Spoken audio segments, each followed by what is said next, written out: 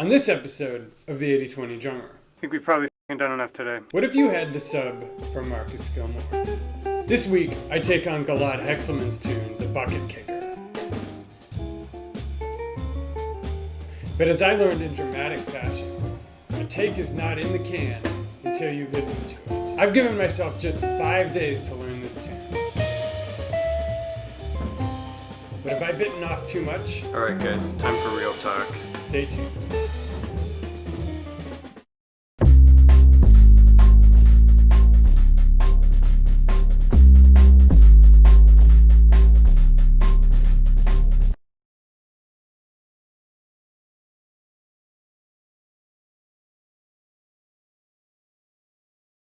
We all dream of playing with our heroes, but what would you do if you actually got the call?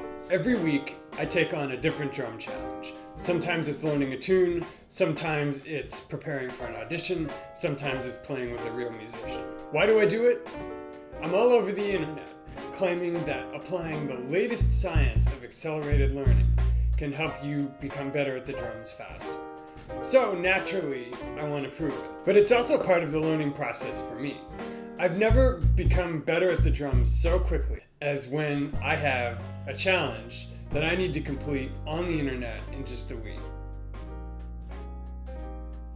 This week, I'm covering Gilad Hexelman's tune, The Bucket Kicker, from his record, Hearts Wide Open. It's a fantastic tune to segue to jazz for two reasons. Number one, it's challenging and interesting rhythmically, so it'll give me a lot to work on. Number two, there's a trading section at the end where I'll actually get to trade aids with Gilad and bassist Gilmore. Here's the challenge. I've got just 5 days to learn this tune and put it on the internet.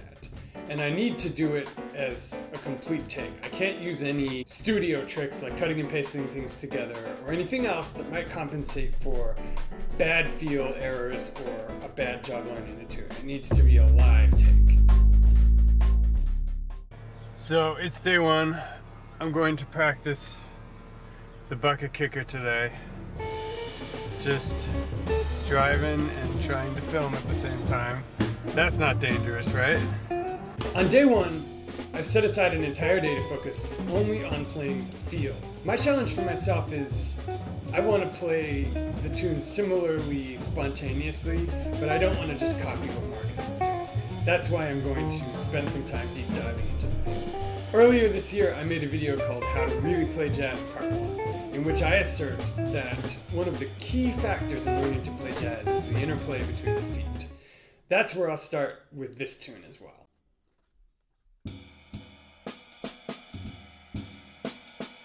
In the How to Really Play Jazz video, I asserted that basically leading with the right hand and right foot and filling in the spaces with the left foot was the beginning of the way to learn to play swing. You can see me doing that here.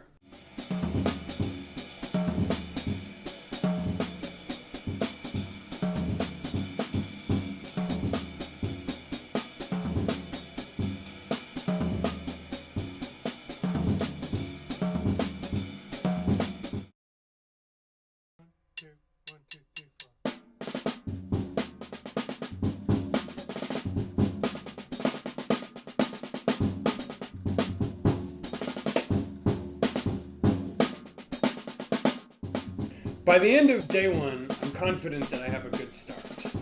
Tomorrow, I'll go more deeply into the tune.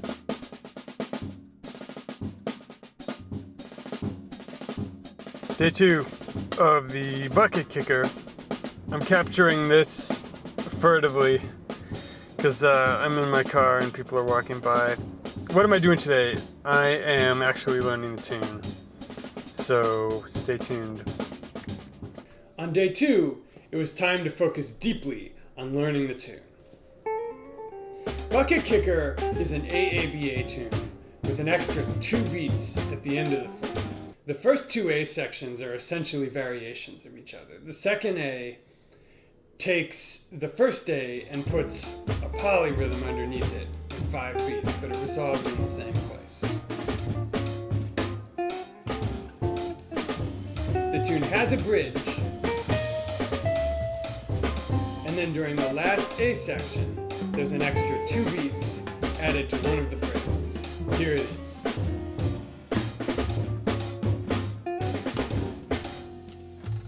I'm starting from scratch with this tune, so I'm going to learn it exactly the way I would a drum solo transcription.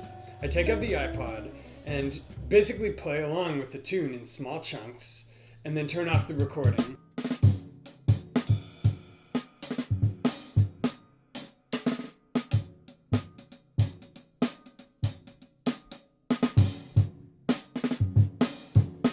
And then turn the recording on again to check myself, until I'm confident that I have the whole tune together.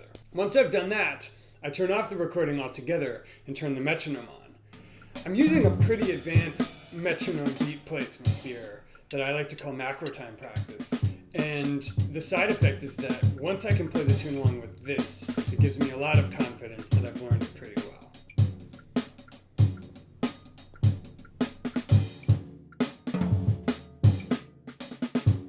2 days down, and I think I've done good work. Tomorrow, I'll hit the solo. Oh, almost forgot. Day 2 recap. I'm getting better at systematizing this. Do you like the light? And then, the couple in the car heard a scratching on the roof. Yeah, anyway. What am I doing today? I'm going to work on a little bit of brushes, because one thing I want to try to do is play bucket kicker with brushes, at least play the intro. And then I'm going to work on soloing. How am I going to conquer the solo section? Easy. I will just play a minimalistic solo along with Marcus Gilmore, and then on the recording, I will dial down Marcus's playing during my solo, and hopefully it won't sound bad. On day 3, I'm focusing almost exclusively on learning to play the solo section, or the trading. For this, I decided to take an unconventional approach.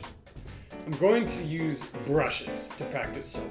By using brushes, I limit my textural and technical options enough that it forces me to focus on really developing my ideas well.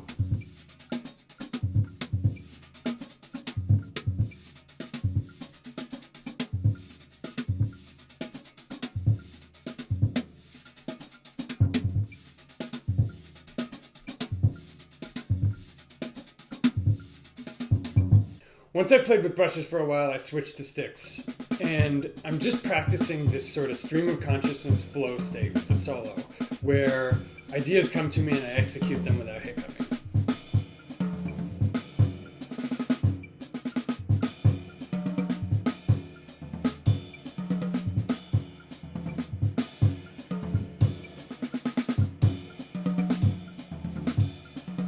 But there's a problem.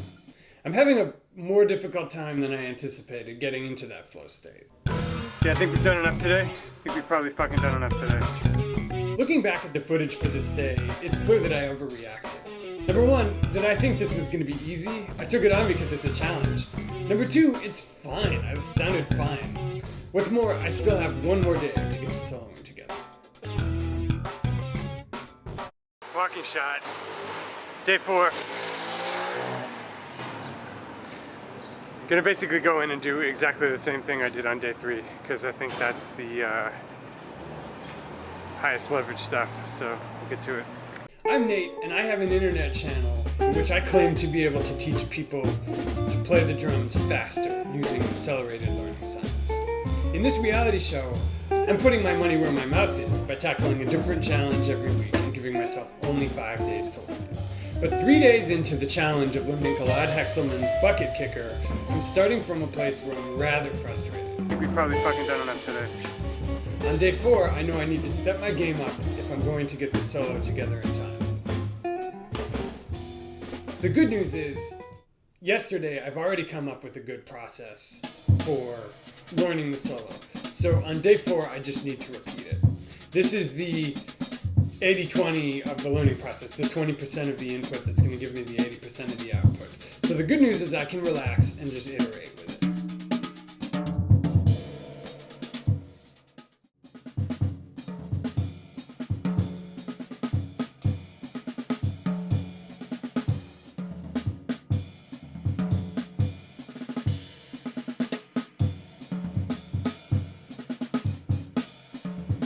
Wanted to get some thoughts out while they were still fresh in my head, and I think it's really clear that the crucial part of this challenge is the solo, and what flows out of that is just mindfulness with everything I play, and not just playing a swing beat, but making interesting phrases. That's really the crux of what Marcus Gilmore brings to this.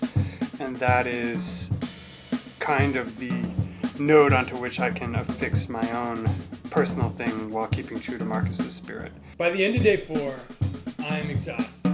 I've been in flow state for nearly 2 hours, and it's definitely a fall off at the end of that. But I'm feeling good. I think I've gotten good work done.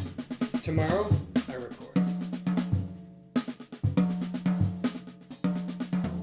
Alright, so some days the bear gets you, some days you get the bear. On day 5, I did 2 takes. The first was decent, and the second, obviously, I thought was great. I left the studio feeling super good. But then, when I got home to listen to it... Alright guys, time for real talk. Was super happy with the take I did yesterday.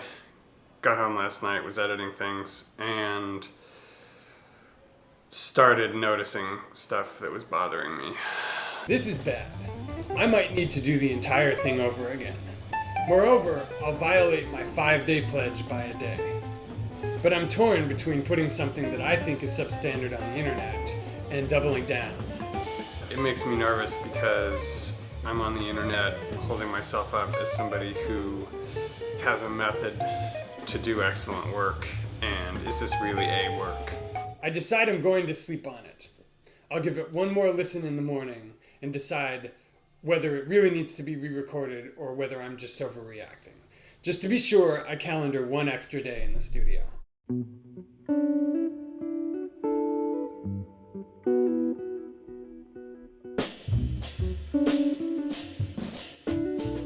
Alright, I think I've decided to keep it. I think that actually the impulse to record it again comes from a place of vanity and perfectionism. And the important part that I've worked hard enough on this and that I've done the 20% of the most important things really well is in place. So we'll see how I feel at the end of the day, but I think I'm going to keep this published on the internet. After a long listen to the tune, I was breathing a sigh of relief. At the end, I'm comfortable putting this out on the internet as a chronicle of where I am in my playing at this point. The good news was, I still had another day in the studio. So on day 6, I decided to record another Gilad tune from the record This Just In that I absolutely fell in love with. It's Gilad's cover of the tune Eye in the Sky.